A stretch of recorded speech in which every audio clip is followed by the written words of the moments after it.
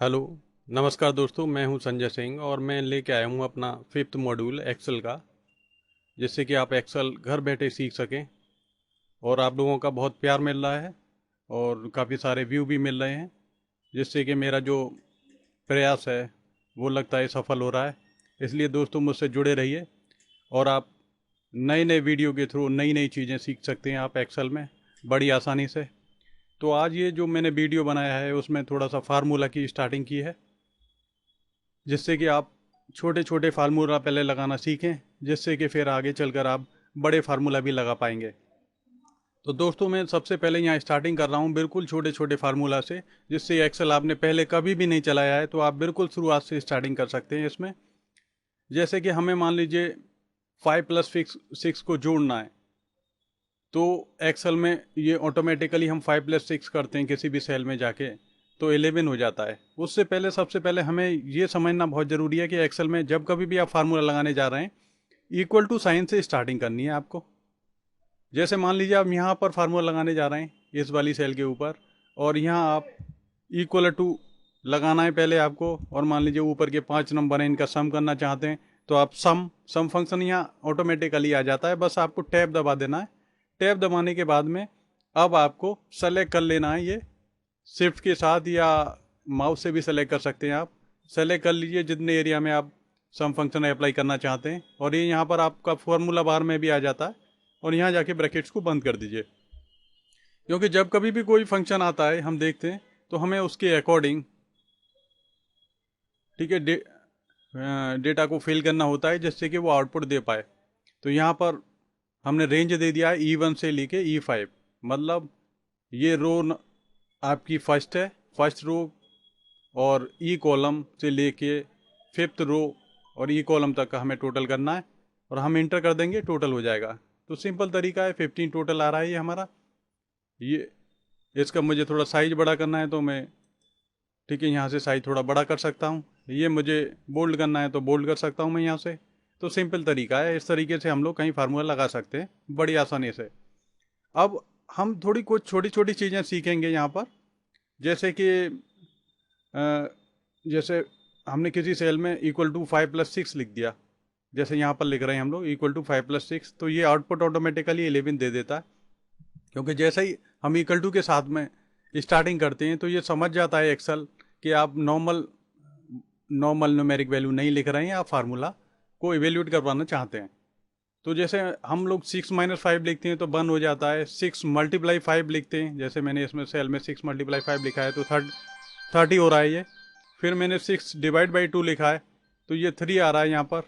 और मैंने 6 exponential sign, तो ये दोस्तों हमें ये साइन भी पहचानने हैं, ये सारे के सारे हैं, जैसे डिवीजन का साइन, मल्टीप्लिकेशन, सब्सट्रैक्शन, एडिशन है, ये साइन हम ऑलरेडी जानते हैं। लेकिन कुछ साइन देखिए आपके नहीं जानते होंगे कुछ लोग, जैसे एक्सपोनेंशियल का साइन होता है ये वाला, जिससे कि हम कभी भी मान लीजिए 6 का क्यूब निकालना है हमें, या 6 का स्क्वायर निकालना है, तो 6 का स्क्वायर निकालना है हमें, तो 6 एक्सपोनेंशियल साइन और 2 लिख देंगे तो उसका स्क्वायर निकल आएगा। यदि हमें उसका क्यूब निकालना है तो क्यूब निकल आएगा। जैसे 6 एक्सपोनेंशियल साइन और 3 लिख दिया हमने, तो ये 6 का क्यूब निकाल दिया उसने, तो इस तरीके से आ जाएगा। यदि हमें कभी भी दो नंबर जोड़ने हैं आपको एक सेल के अंदर, जोड़ के उन्हें लिखना है, कहीं ऐसा ज़रूरत पड़ता है आपको, तो एंड साइन होता है ये, जैसे कॉन्केटिनेशन बोलते हैं। आप सेल के अंदर ऐसे लिख सकते हैं इक्वल टू 1 2 3 एंड 4 5 6, तो ये आपको शो करेगा 1 2 3 4 5 6। तो फार्मूला में आगे आपको ऐसी ज़रूरत पड़ेगी जब हमें दो नंबरों को जोड़ने की ज़रूरत पड़े, तो हमें पता होना चाहिए कि ये एंड साइन हमारा ये कॉन्केटिनेशन का साइन है, और इससे, ठीक है, इस तरीके से नंबरों को जोड़ा जा सकता है। इसके अलावा छोटे छोटे हमें लॉजिकल कंपैरिजन भी आने चाहिए, जैसे इक्वल टू है वो लॉजिकल कंपैरिजन के लिए काम करता है। जैसे हमने लिख दिया इक्वल टू 2 = 3, तो अब दो दो के बराबर 3 नहीं है, तो ऐसे में ये फॉल्स रिटर्न करेगा। देखिए मैंने करके भी यहाँ दिखाया है, इक्वल टू 2 = 3 लिखा है तो ये फॉल्स रिटर्न कर रहा है। ऐसे यदि हम कंपेरिजन करें, ग्रेटर देन कंपेरिजन करें और 2 > 3 लिख दें, तब भी ये फॉल्स रिटर्न करेगा कि 2, ठीक है, 3 से बड़ा नहीं है।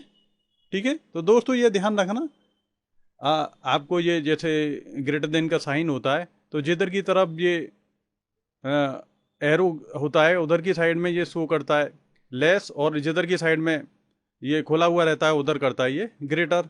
तो यहाँ पर ये कह रहे हैं कि हम 2 ग्रेटर देन 3, तो ये फॉल्स कंडीशन है। 3 ग्रेटर देन 2 लिखा होता हमने तो ये ट्रू आ जाता रिटर्न होके। जैसे यहाँ पर आप देखिए लेस देन हम कंपेरिजन कर रहे हैं कि 2 लेस देन 3, क्या 2 3 से छोटा है, तो ये ट्रू रिटर्न कर रहा है। इसके अलावा हम दो चीज़ें एक साथ कंपेयर कर सकते हैं, 2 ग्रेटर देन इक्वल टू 3, मतलब ये ग्रेटर हो तब भी चले और इक्वल टू हो तब भी चले।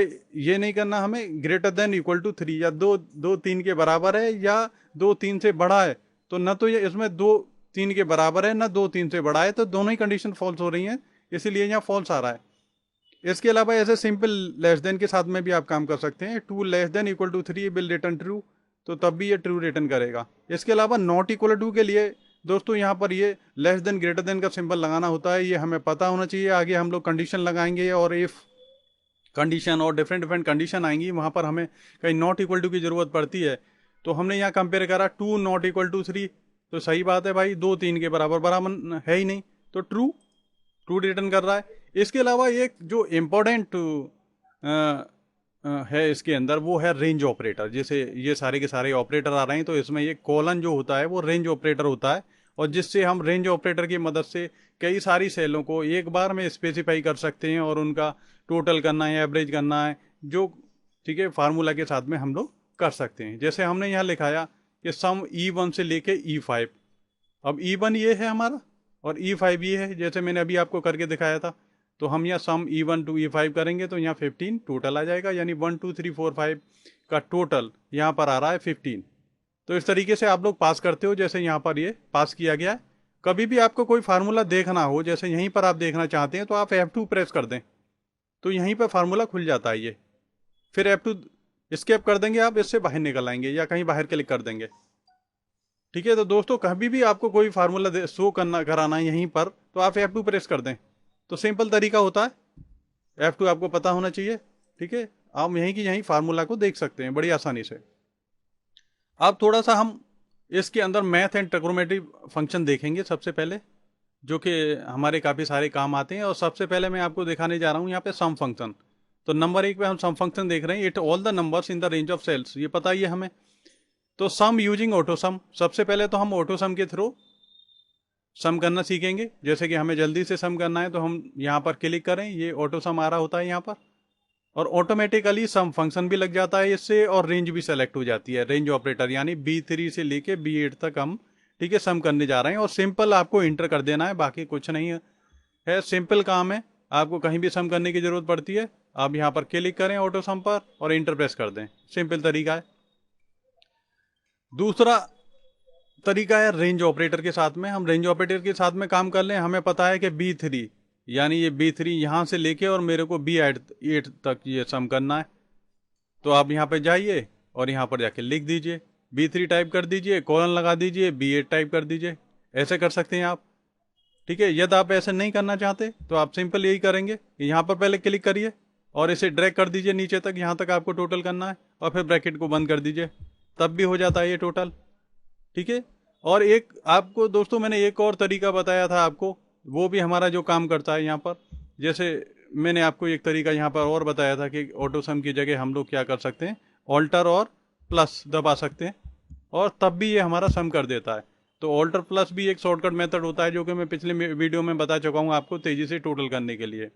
और यदि हम रेंज ऑपरेटर का इस्तेमाल करते हैं, तब हम डायरेक्ट ऐसे सम लिख के और आप इस तरीके से पास कर सकते हैं। और ये दोस्तों आप कीबोर्ड के थ्रू भी कर सकते हैं। आप शिफ्ट को दबाइए, एक हाथ से शिफ्ट को दबाए रखिए और डाउन एरो की दबाइए जहाँ तक सेलेक्ट करना है आपको, और ब्रैकेट को बंद कर दीजिए, तब भी टोटल हो जाता है।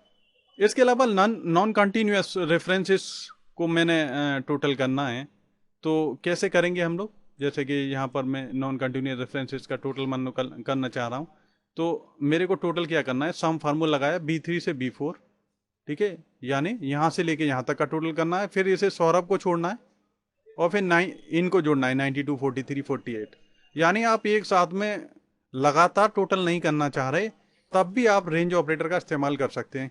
फिर मैं दोस्तों आपको दिखाना चाहता हूँ, सिंपल तरीके से आप काम करेंगे ऐसे ही। ठीक है, मान लीजिए आपको ये इन दोनों को जोड़ना है पहले, फिर कोमा लगाएंगे आप। ठीक है, फिर मान लीजिए इसको जोड़ना है, ठीक है, कॉमा लगाएंगे मान लीजिए, फिर आपको मान लीजिए इसको जोड़ना है, ठीक है, आप ऐसे भी कर सकते हैं, और फिर आप ऐसे टोटल कर देंगे, ठीक है, तब भी ये टोटल कर देगा। और यदि आपको B3 से B4 जोड़ना है और B6 से मान लीजिए और B8 तक जोड़ना है सीधा सीधा, तो यहां पर आप ये कॉलन लगा देंगे सिंपल, ठीक है, कॉलन लगा के आप इंटर कर देंगे, तब भी ये टोटल कर देगा। तो अब इसने क्या करा है, 38 को छोड़ के बाकी इसका, इन दोनों का और इन तीनों का टोटल कर दिया है। तो ये बड़ा आसान काम होता है, आप कर सकते हैं बड़ी आसानी से। इसके अलावा हम और छोटे छोटे फंक्शनों की बात करते हैं, उनकी तरफ चलते हैं, ठीक है। जैसे कि सबसे पहले देखते हैं हम लोग यहाँ पर इंट फंक्शन है, ये हमारे पास में, it is use to reduce the number of decimal places of data.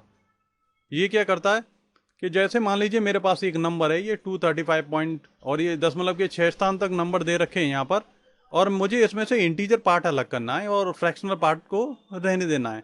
तो मैं चाहता हूँ इसमें से 235 अलग हो जाए और बाकी पार्ट अलग रह जाए। तो इंटीजर पार्ट मेरे को अलग करना है, तो सिंपल आप क्या करेंगे, यहाँ पर लगाएंगे इंट, और इसमें F2 मतलब ये वाला सेल का रेफरेंस पास कर देंगे और इंटर कर देंगे आप। फिर करके दिखाता हूँ आपको दोस्तों, F2, और आप इस तरीके से इंटर करेंगे तो यहाँ से ये आ जाएगा इस तरीके से, और आप इसे ऐसे पकड़ के खींच देंगे तो ये पूरा निकाल देगा। यानी इसमें से इसने इंटीजर पार्ट निकाल दिया, फ्रैक्शनल को छोड़ दिया।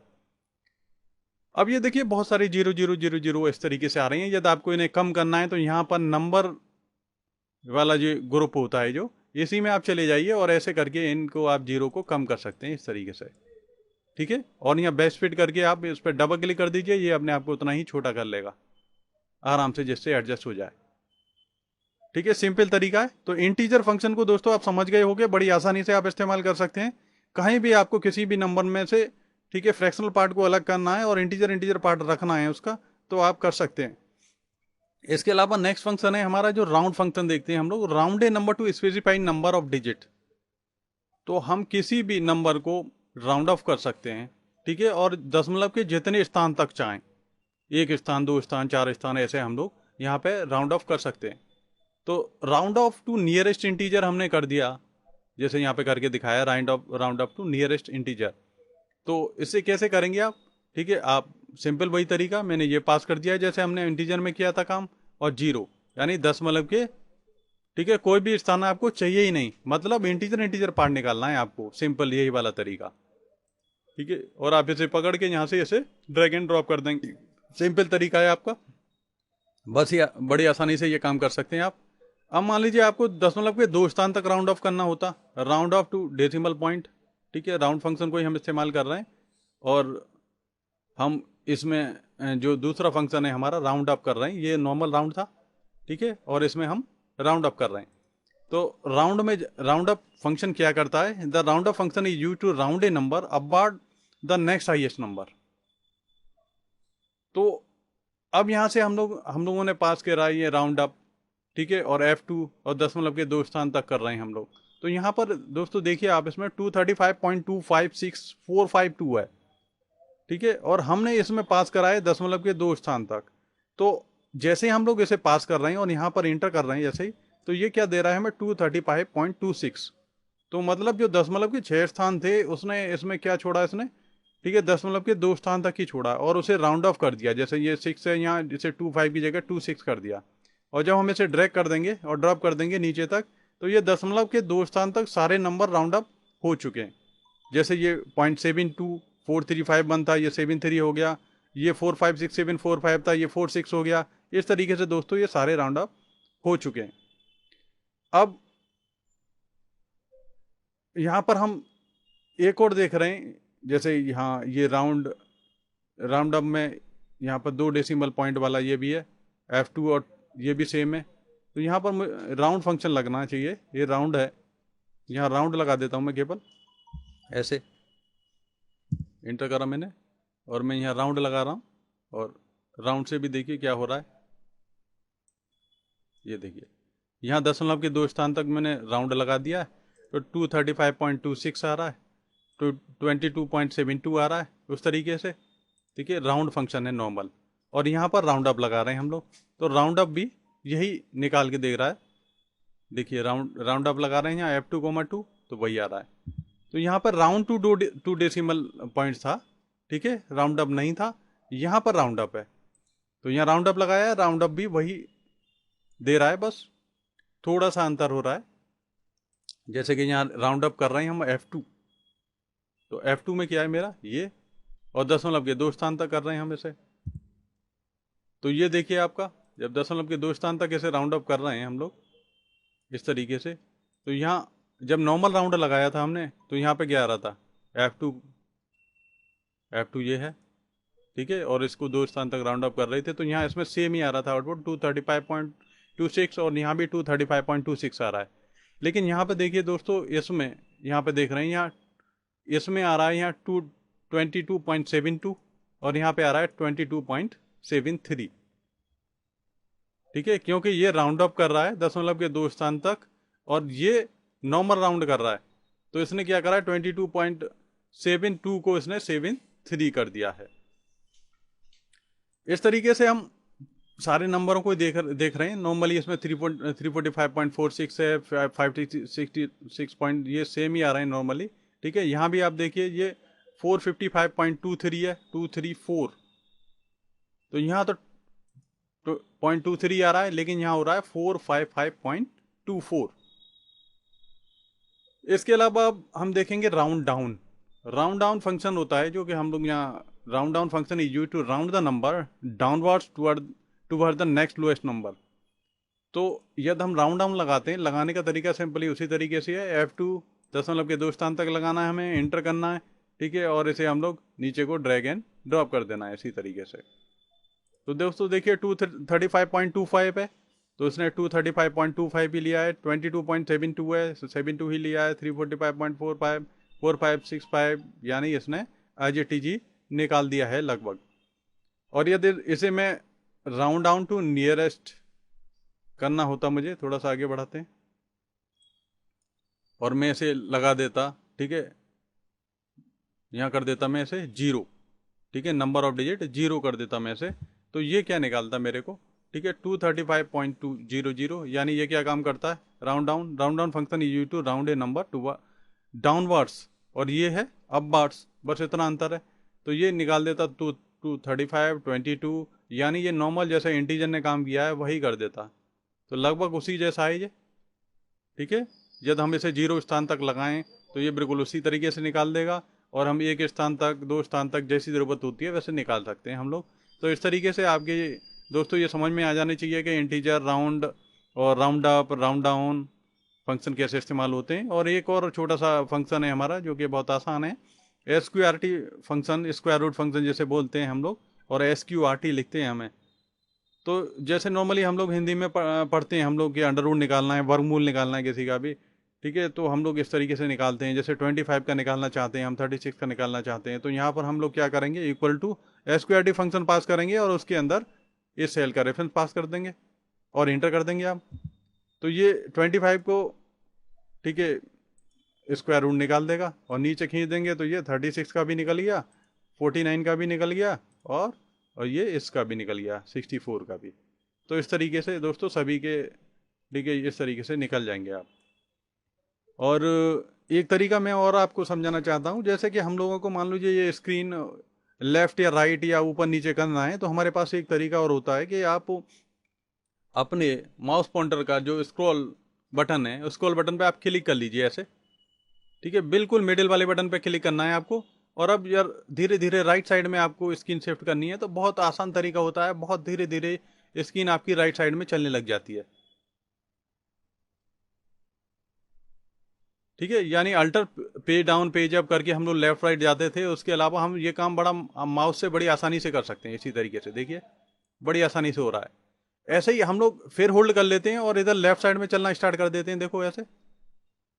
इसमें दोस्तों जो सबसे खासियत की बात यह है कि आप जितनी तेजी से माउस को, ठीक है, लेफ्ट साइड में ले जाओगे उतनी तेजी से ही जाएगा, जितनी तेजी से आप राइट साइड में ले जाओगे, तो यानी आप खुद कंट्रोल कर सकते हो अपनी स्पीड को, तेज और ज़्यादा कर सकते हो आप। बस सिंपल काम है आपको। फिर दोबारा दोस्तों बताना चाहता हूँ मैं आपको, बीच वाले बटन पर क्लिक कर लीजिए, स्क्रॉल माउस वाले बटन पर क्लिक कर लीजिए, यदि माउस लगा रखा है आपने अपने कंप्यूटर के अंदर, और आप बड़ी आसानी से राइट साइड में जा सकते हो, बड़े धीरे धीरे। जितना स्पीड बढ़ा दोगे उतना ही तेजी से भागेगा ये राइट साइड में।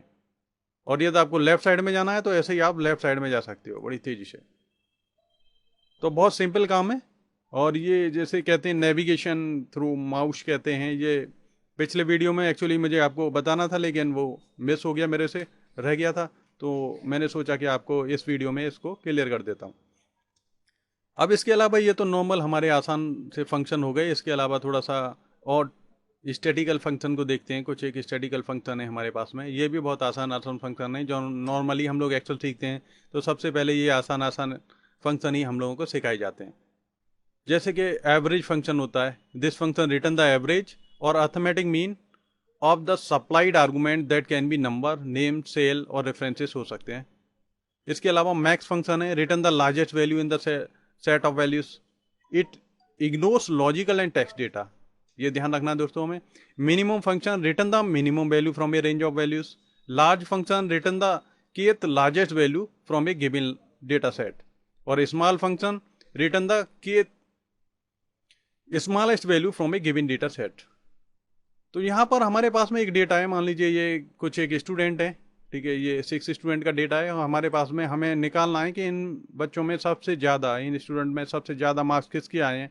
तो हम लोग यहाँ मैक्स फंक्शन इस्तेमाल कर सकते हैं मैक्सिमम मार्क्स निकालने के लिए। तो हमने क्या करा यहाँ पर मैक्स, और सिंपल तरीका वही है, ये पूरा रेंज ऑपरेटर पास करके हमने पूरा का पूरा इसमें, ठीक है, ये पास कर दिया, अपना पूरा का रेंज पास कर दी पूरी सिंपल तरीके से, इक्वल टू मैक्स। ठीक है, मैं आपको यहाँ लगा के दिखाना चाहता हूँ। सिंपल तरीका है, बिल्कुल कोई टिपिकल नहीं है। टैब दबाएंगे आप, इनमें सबसे बड़ा वाला नंबर निकालना है आपको, तो ऐसे ब्रैकेट बंद कर दीजिए, एंटर कर दीजिए। दोस्तों ध्यान रखना है, इक्वल टू से स्टार्ट करना है सारा फार्मूला। जितने ब्रैकेट आपने खोले हैं उतने बंद होने चाहिए, ठीक है, नहीं तो एरर देगा एक्सेल।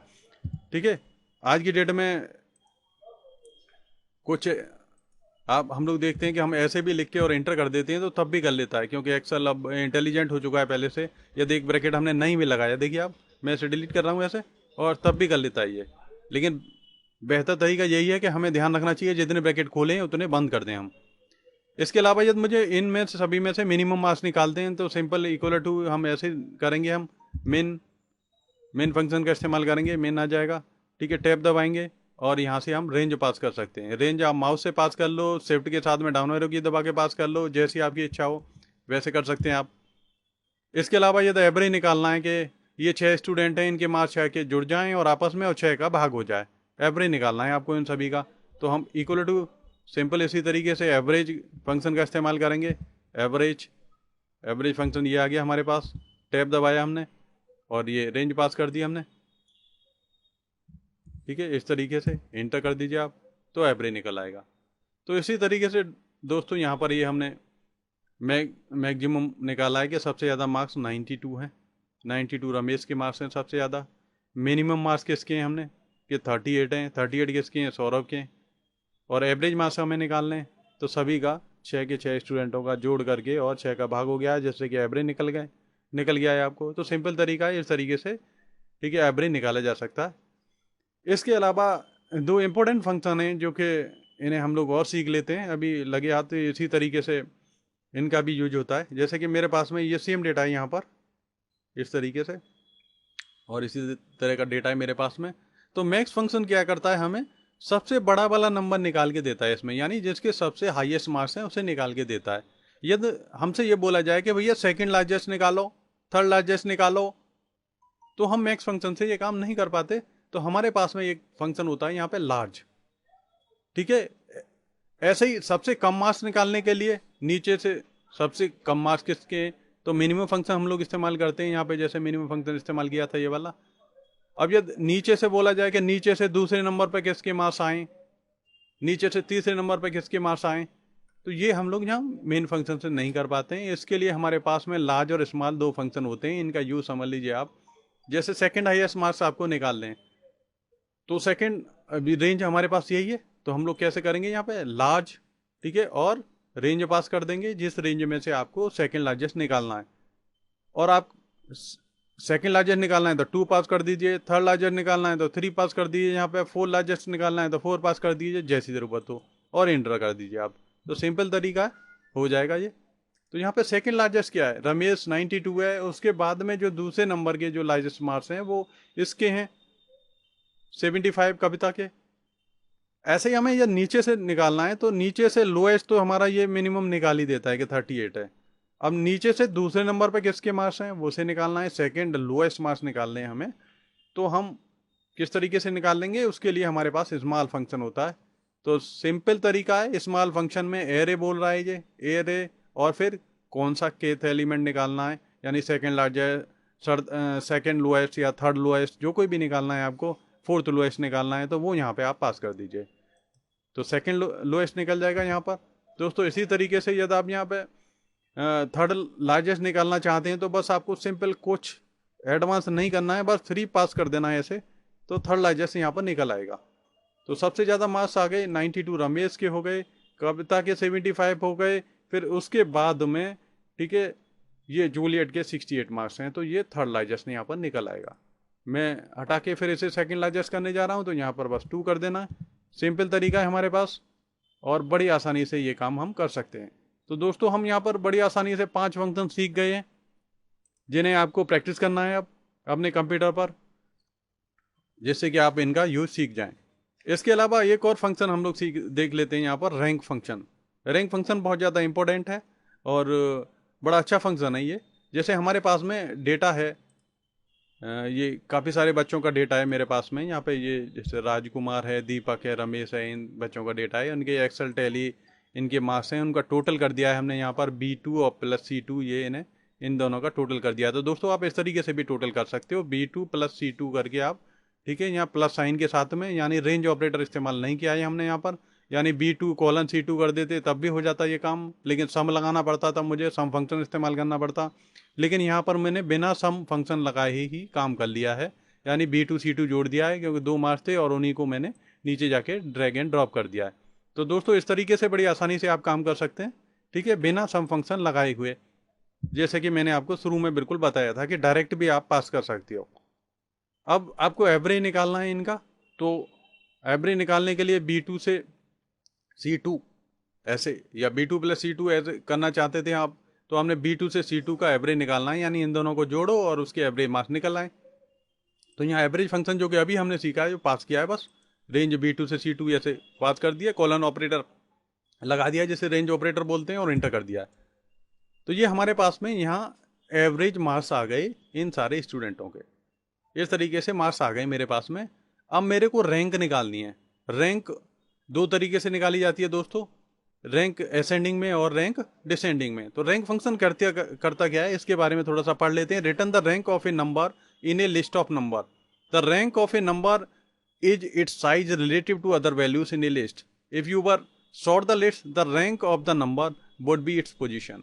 ये कह रहे हैं कि आप सॉर्टिंग कर दोगे आप, तब भी रैंक ये अपने आप पोजीशन पे सही आ जाएगा, कोई दिक्कत की बात नहीं होगी, बिल्कुल ठीक होगा, चाहे आप डेटा में सॉर्टिंग कर दें उसके बाद में भी। बस लगाने का तरीका आपको देखना है दोस्तों, ठीक है। मैं आपको पहले डिसेंडिंग में सिखा रहा हूँ, डिसेंडिंग में कैसे लगाएंगे हम लोग रैंक।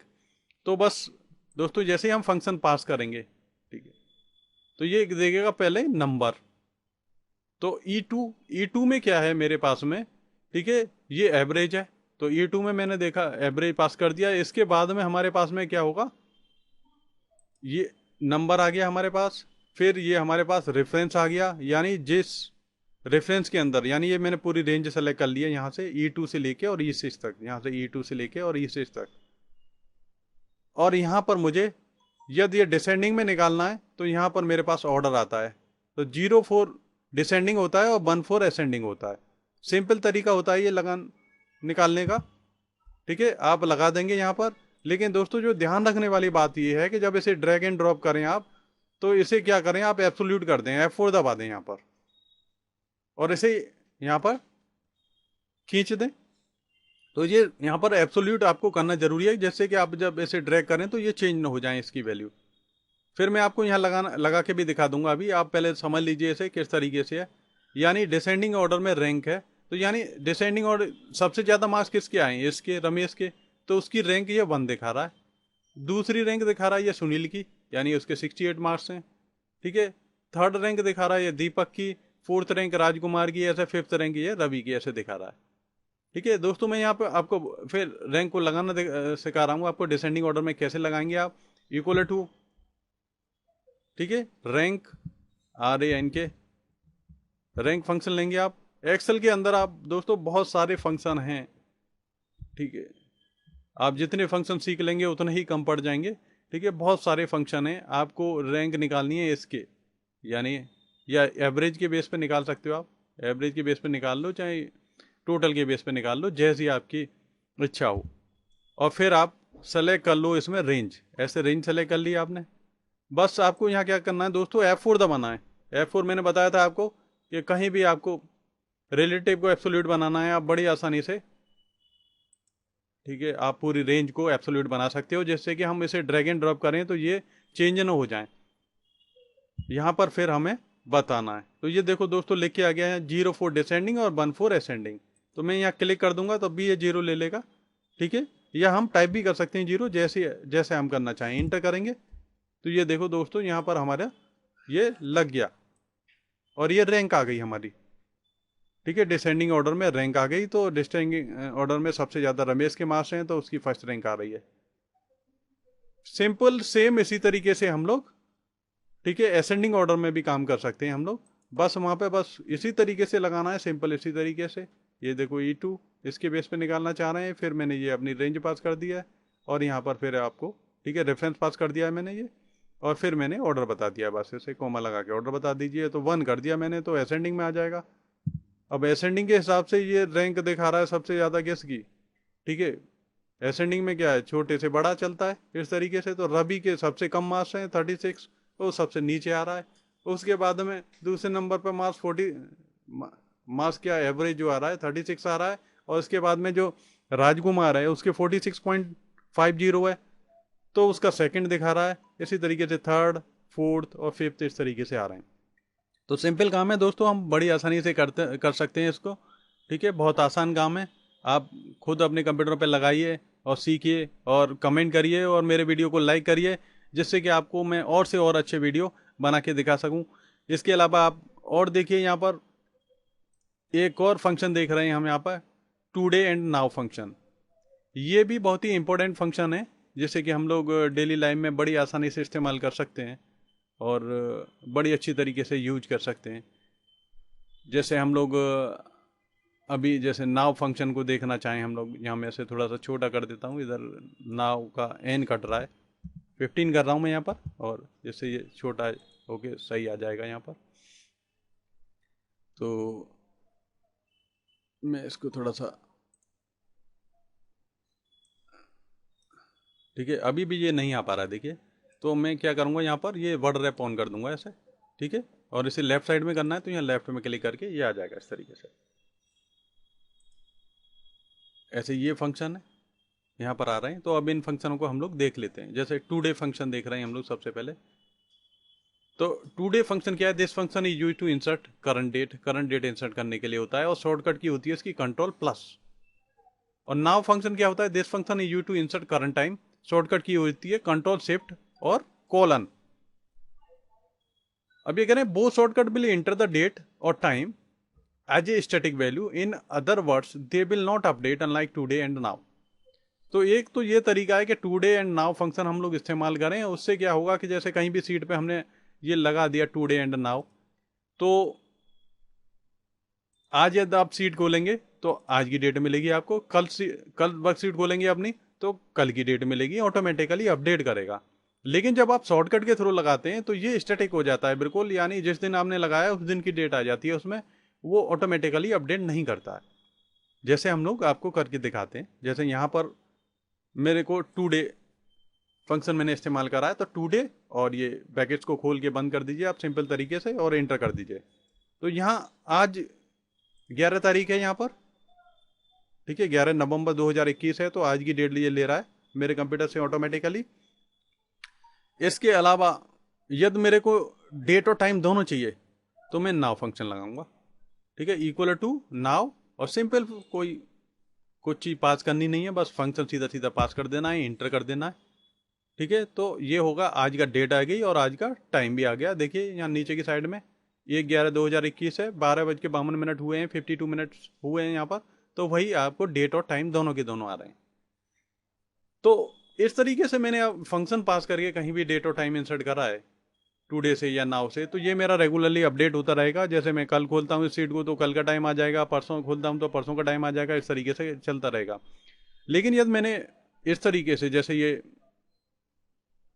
शॉर्टकट की से मैंने टाइम को इंसर्ट किया है कहीं भी, जैसे मैंने ये कल ये शॉर्टकट की से इंसर्ट करा था, टाइम डेट इंसर्ट करी थी और टाइम इंसर्ट करा था यहाँ पर। तो अब ये 31/10 में किया था तो 31/10 ही आ रहा है यहाँ पर। आज ये अपडेट नहीं हुआ ऑटोमेटिकली, जबकि ये वाला अपडेट हो गया। मेरी बात समझ रहे हैं आप लोग दोस्तों? यानी आप टुडे फंक्शन का इस्तेमाल करेंगे और यदि आप नाउ फंक्शन का इस्तेमाल करेंगे तो आप कहीं भी डेट इंसर्ट कर लेते हैं तो करंट डेट और करंट टाइम आपका बिल्कुल सही आता रहेगा जिस दिन आप सीट खोलोगे। लेकिन यदि आप शॉर्टकट की इस्तेमाल करते हैं और फिर इंसर्ट करते हैं आप, जैसे मान लीजिए यहाँ पे शॉर्टकट की इस्तेमाल करना चाहता हूँ मैं, और शॉर्टकट की मेरे को पता है कि कंट्रोल और प्लस और कॉलन होती है, तो कंट्रोल, ठीक है, और मैंने ये दबा दिया तो ये देखो दोस्तों, यहाँ 1/11/2021 आ गया ऑटोमेटिकली। और यदि मेरे को टाइम चाहिए तो टाइम के लिए मेरे पास शॉर्टकट की क्या है, कंट्रोल शिफ्ट और कॉलन। तो कंट्रोल शिफ्ट और कॉलन, ठीक है। अच्छा, एक चीज और बताना चाहता हूं दोस्तों कि कभी कभी कुछ लैपटॉप में क्या होता है कि लेफ्ट हैंड साइड से हम कंट्रोल शिफ्ट और कॉलन दबाते हैं तो वहां पर ये काम नहीं करता। तो यदि आपको ये दिक्कत आ रही है अपने लैपटॉप पर तो ध्यान रखना, आप राइट साइड में जो कंट्रोल है ना उसको दबाएं आप, और राइट साइड की कंट्रोल शिफ्ट को दबाएं, उससे काम ये करने लग जाएगा। क्योंकि लेफ्ट हैंड साइड में ये दिक्कत कर जाता है और हमें लगता है कि शॉर्टकट ये गलत बताया है हमें और काम ही नहीं कर रहा, ठीक है। और ये नॉर्मल कीबोर्ड इस्तेमाल करते हैं तो आपको ये दिक्कत आएगी आएगी आएगी नहीं किसी भी हालत में, ठीक है। मैं उन लोगों को बता रहा हूँ जिनके पास 14 इंच या उससे छोटा जो लैपटॉप होता है उसमें ये दिक्कत आ जाती है कि लेफ्ट हैंड साइड से हम कंट्रोल शिफ्ट दबा रहे हैं और ये हमारी शॉर्टकट की काम ही नहीं कर रही होती है। तो मेरे को कई बार दिक्कत आई है, तो मैं सोच रहा हूँ कि आपके साथ में शेयर कर लूँ। तो आप दोस्तों आप देखिए, जब मैं इसे कल को इस सीट को खोलूँगा तो वहाँ पर 1/11 ही आएगा, टाइम मेरा 12:53 ही आएगा। जबकि मैं यहाँ पर टुडे फंक्शन इस्तेमाल करता या फिर मैं नाउ फंक्शन इस्तेमाल करता तो वो रेगुलरली हमारा अपडेट होता रहता, ठीक है। अब इसके अलावा एक और चीज़ सीखते हैं हम लोग। जैसे मान लीजिए मुझे आज का दिन निकालना है केवल, तो आज यानी मंडे ट्यूसडे क्या है मुझे ये निकालना है ऑटोमेटिकली, और ये ऑटोमेटिकली मैं चाहता हूँ कि मेरी सीट पे अपने आप आ जाए। जैसे ये आ रहा है ना अब दोस्तों, यहाँ पे मंडे नवंबर 2021 ऑटोमेटिकली आ रहा है। तो ये आप चाहते हो कि मंडे ऑटोमेटिकली आ जाए, तो निकालने का तरीका समझिए आप दोस्तों। बहुत सिंपल तरीका है, आप टेक्स्ट फंक्शन इस्तेमाल करेंगे यहाँ पर। तो ये लगे तो आप एक साथ साथ में ही टेक्स्ट फंक्शन भी सीख जाएंगे, उसे कैसे इस्तेमाल करेंगे। टुडे, टुडे क्या करेगा हमारा, ठीक है, आज की डेट निकालेगा, और मैंने उसमें कोमा लगा के डी डी डी 4 बार पास कर दिया है, तो ये क्या करेगा, मुझे दिन निकाल देगा आज का। तो आज का दिन मंडे है तो मंडे निकाल दिया इसने।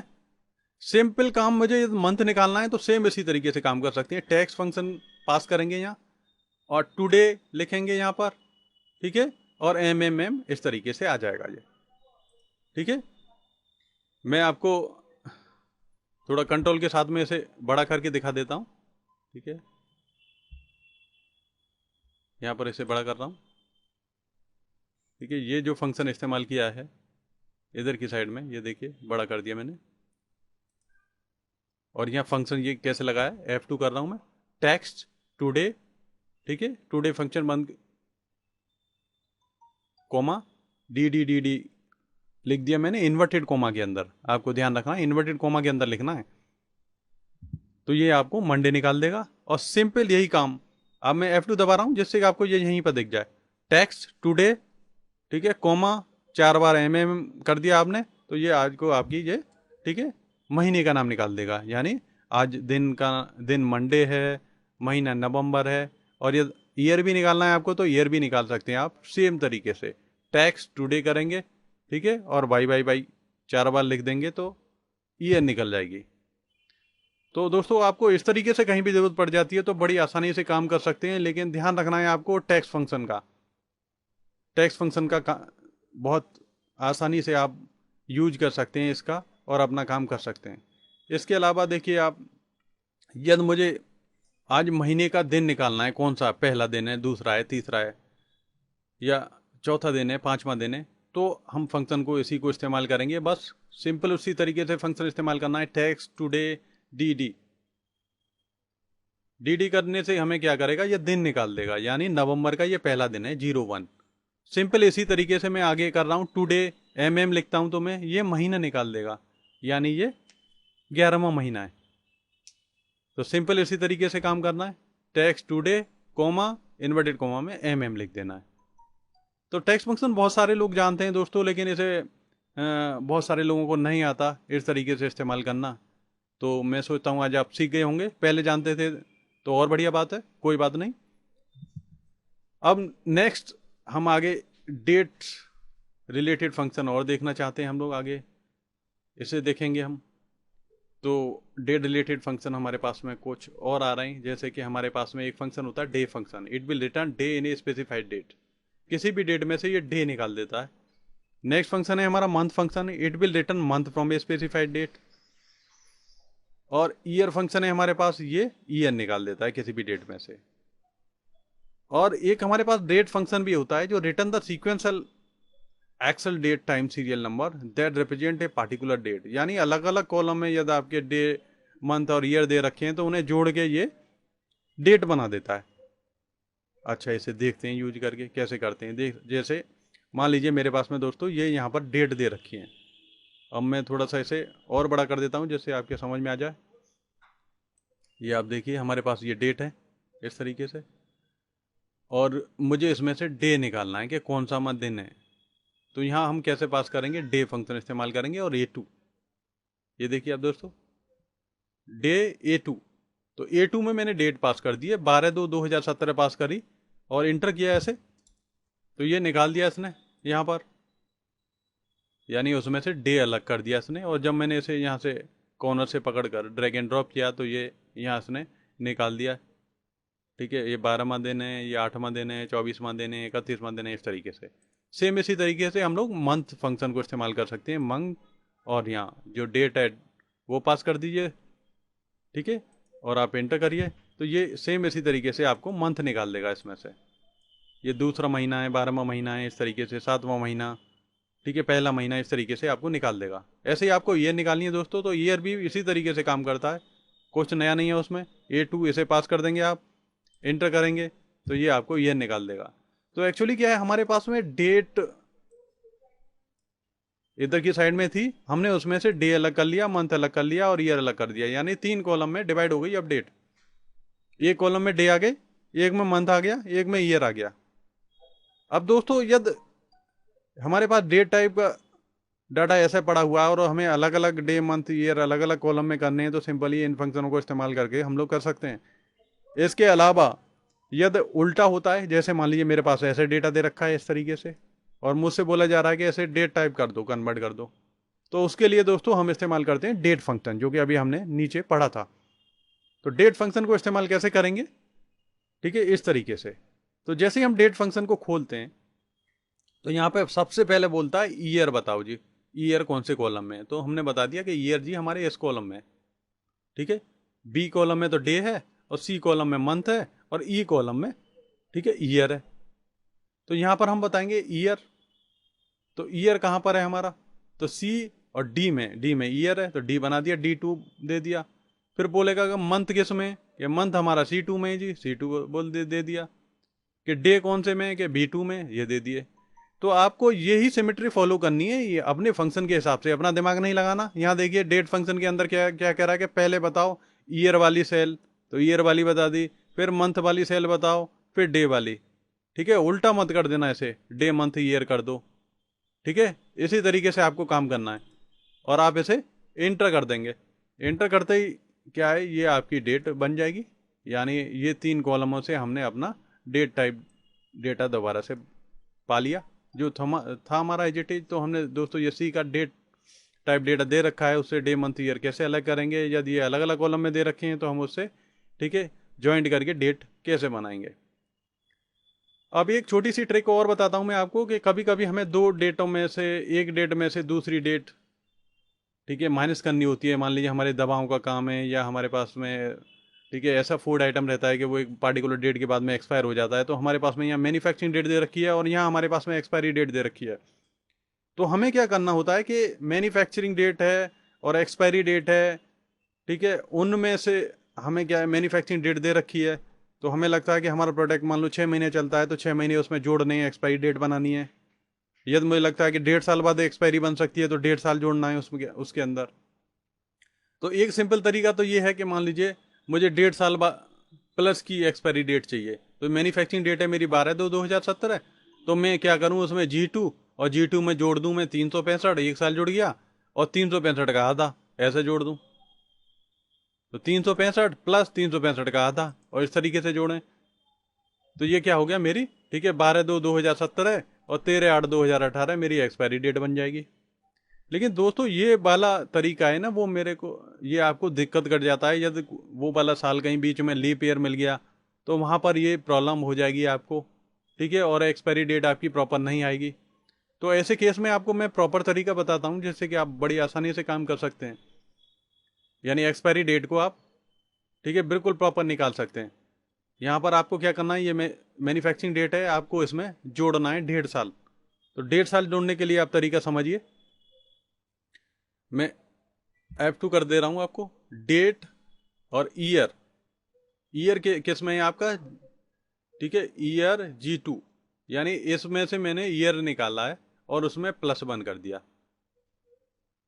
ठीक है, और मंथ G2, यानी इस डेट में से मैंने मंथ निकाला, उसमें मैंने +6 कर दिया, क्योंकि 1.5 साल बाद की डेट चाहिए ना मुझे, 12 + 6 यानी 18 महीने बाद की, +6 कर दिया, तो महीने में 6 महीना जुड़ जाएगा, ईयर में 1 साल जुड़ जाएगा, और डे में मुझे कुछ जुड़ना नहीं है, ठीक है, डे में कुछ जोड़ना होता तो मैं ले लेते, डे G2 एच ले लिया है, तो मैंने यहाँ डेट टाइप का डेटा, ठीक है, ईयर में जोड़ दिया, मंथ में 6 महीने जोड़ दिए, ठीक है, और डे में कोई जोड़ा नहीं है, और इस तरीके से हम इसे एंटर करेंगे, तो दोस्तों हमें क्या मिलेगा, ये 12/2/2017 एक्सपायरी मिल गई 12/8/2018। इस तरीके से आप एक्सपायरी डेट बना सकते हो बड़ी आसानी से, ठीक है, बजाय ये तरीका लगाने के, ये तरीका, ठीक है, गड़बड़ कर जाता है, गलती हो जाती है इससे, तो आप ये वाले तरीके का इस्तेमाल करिए, यानी ये वाला डेट फंक्शन आपको, ठीक है, यहाँ पर बड़े काम आएगा आपको। इस तरीके से ईयर में ईयर जोड़ने के लिए, मंथ में मंथ जोड़ने के लिए, डे में डे भी जोड़ सकते हैं यदि आपकी ज़रूरत है। तो मुझे लगता है कि आप थोड़ा सा एक नई चीज़ सीखे होंगे आप। अब थोड़ा सा आगे बढ़ लेते हैं हम लोग, डेट में ही और एडवांस चीज़ देखते हैं थोड़ा सा, डेट वैल्यू फंक्शन आगे हमारा आ रहा है, ये date value function. Date value function क्या करता है कि हम यहाँ देखेंगे कि डेट वैल्यू फंक्शन एक डेट वैल्यू निकाल के दे देता है।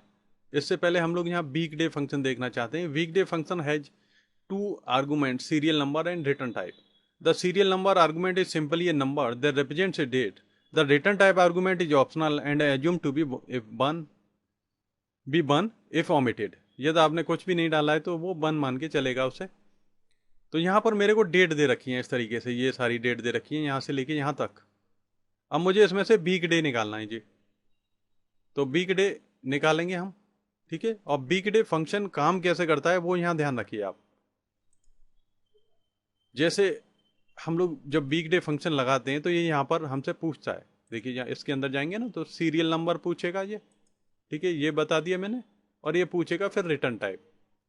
तो रिटर्न टाइप एक इंपॉर्टेंट चीज होती है इसकी। रिटर्न टाइप को हम लोग देखते हैं यहाँ पर, रिटर्न टाइप क्या है, ये है, यानी type this is use to indicate the weekday numbering system.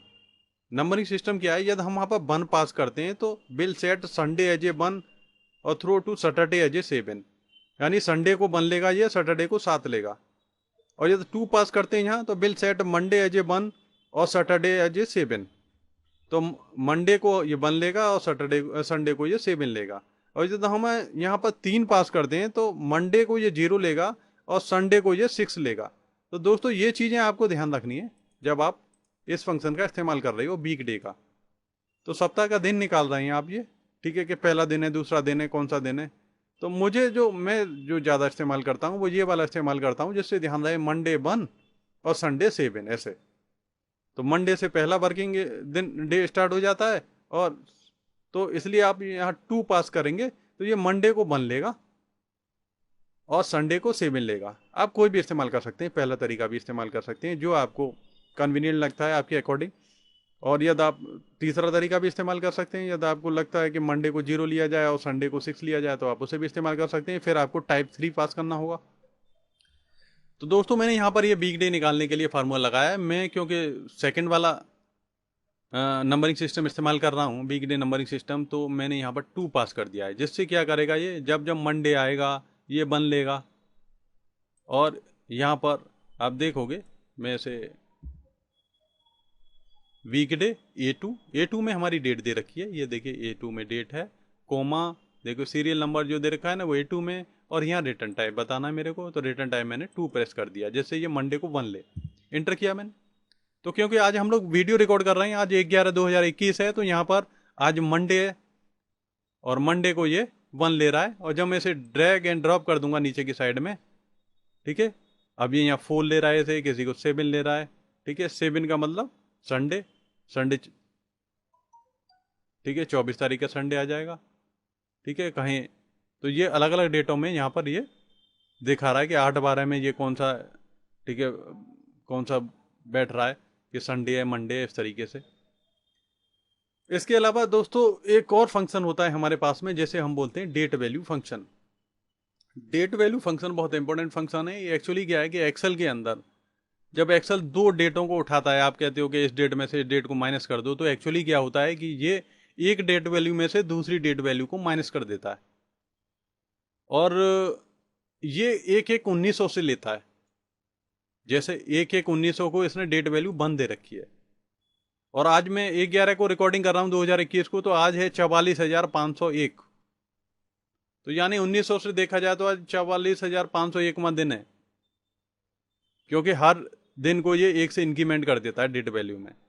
Simply निकालने का तरीका है जो किताबों में दे रखा होता है, डेट वैल्यू निकालो, ठीक है। डेट वैल्यू को हमें टेक्स्ट टाइप का डेटा चाहिए होता है, और जब हम डेट टाइप का पास कर देंगे तो ये एरर दे जाता है फंक्शन। दोस्तों ध्यान रखना, आप इसे करके देखोगे तो, ठीक है। नॉर्मली किताबों में इसी तरीके से दे रखा होता है, सीधा डेट को पास कर दो, लेकिन वहाँ एरर दे जाता है।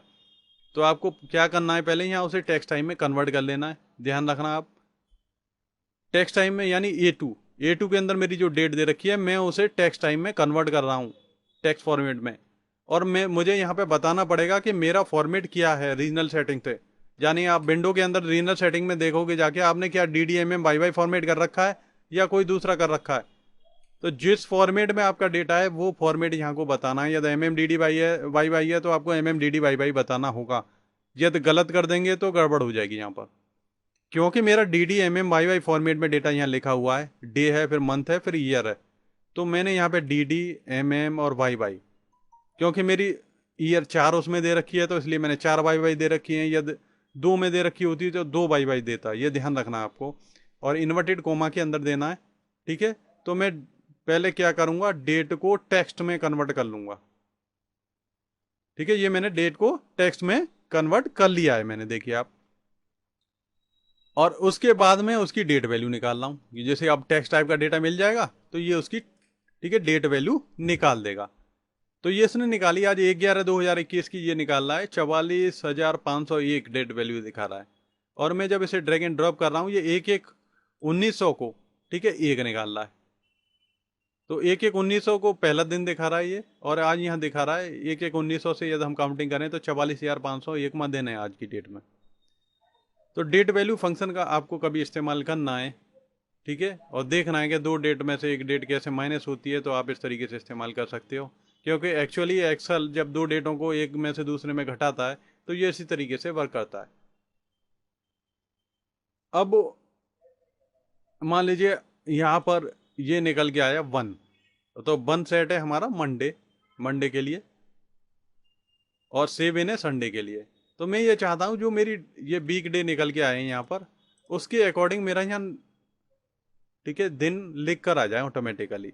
तो यहाँ पर हम एक फंक्शन का इस्तेमाल कर सकते हैं, इफ फंक्शन का, और इसी से जो मेरे 1 2 3 4 रिटर्न कर रहा है ना कंप्यूटर, उसी से हम मंडे ट्यूसडे सैटरडे ये सब टाइप कर सकते हैं।